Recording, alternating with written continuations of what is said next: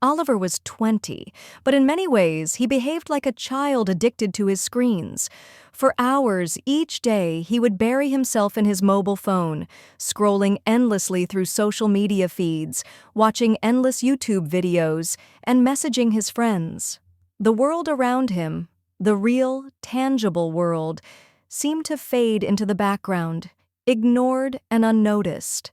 This was especially true in his family home in suburban Manchester, where he lived with his parents and his grandmother, Margaret.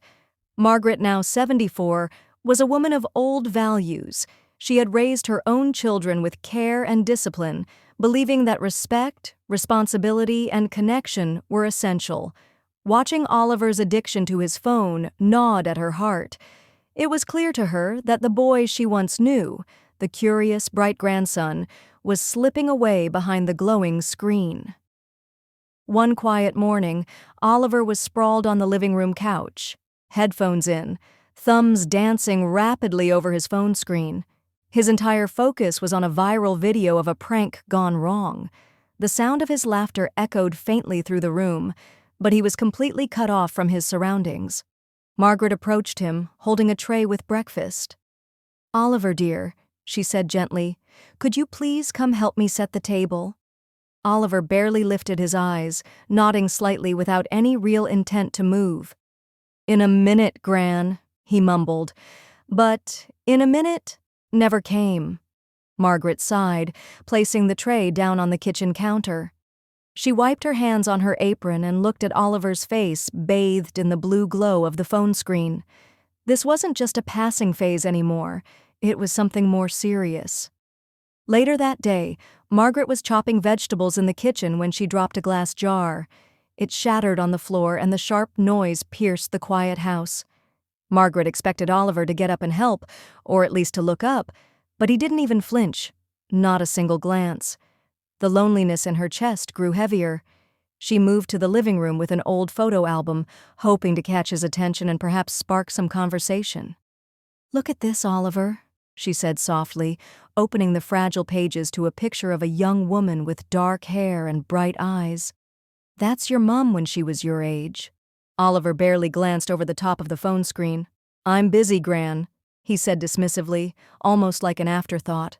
Margaret closed the album with care and returned to the kitchen, her heart aching. That evening, the living room was filled with the sounds of Oliver's laughter as he watched a funny video on his phone. His mother called him twice, but he ignored the calls, eyes glued to the screen. Margaret watched silently from the kitchen doorway. The next morning, she tried once more. "Oliver, please set the table," she said firmly. "In a minute," came the reply, flat and indifferent. Minutes turned into an hour. Oliver stayed on the couch, phone in hand. Margaret's patience snapped. She crossed the room, took the phone from his hand, and placed it carefully on the side table. "Gran, what are you doing?" Oliver exclaimed, a mix of shock and irritation in his voice. Margaret stood tall and reached into the cupboard. She pulled out an old wooden paddle spoon, worn smooth from years of use. "This isn't to hurt you, Oliver," she said calmly. "It's to wake you up." Before Oliver could protest, she gave him one firm, swift paddle on his backside.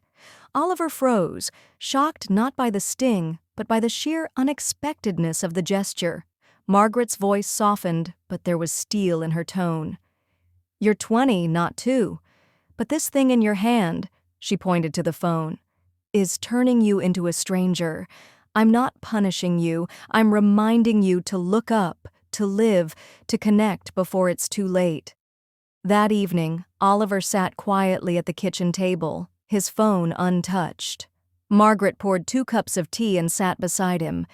"Tell me about your mum," he said softly, breaking the silence. Margaret smiled warmly, opening the photo album once more. They spent the evening talking, sharing stories, laughing. Oliver felt a bridge slowly rebuild between himself and his grandmother, a connection he hadn't realized he'd missed so much. The next morning, the phone lay face down on the kitchen counter. Oliver helped Margaret prepare breakfast, setting the table carefully. "Thank you, Gran," he said quietly, a genuine smile lighting his face. Margaret patted his hand gently. "Sometimes," she said, "the sharpest lessons come from the softest hearts. One paddle, 1,000 reminders."